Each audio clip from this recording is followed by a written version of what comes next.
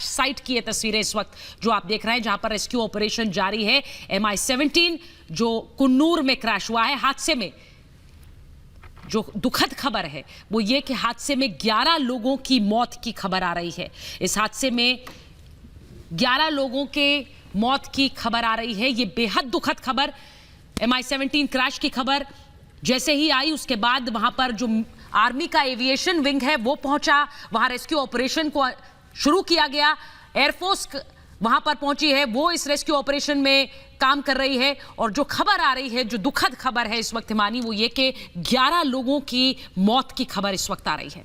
निश्चित रूप से ये बहुत ही दुखद खबर। इसमें आपको बता दें कि 14 लोग इसमें सवार थे और 11 लोग, ये बहुत ही दुखद और कितना भयावह ये हादसा है। 14 लोग इसमें सवार थे और 11 लोगों की मौत हो गई है। तस्वीरें लगातार हम आपको दिखा रहे हैं, जिस तरह से क्रैश होने के बाद तुरंत बाद वो जल उठा, पूरा जो चौपर था वो जल गया, उसमें आग लग गई। कितनी भयावह वो तस्वीरें थी, कितना भयावह ये हादसा रहा होगा, उसका अंदाजा आप उन तस्वीरों को देखकर ही लगा सकते हैं।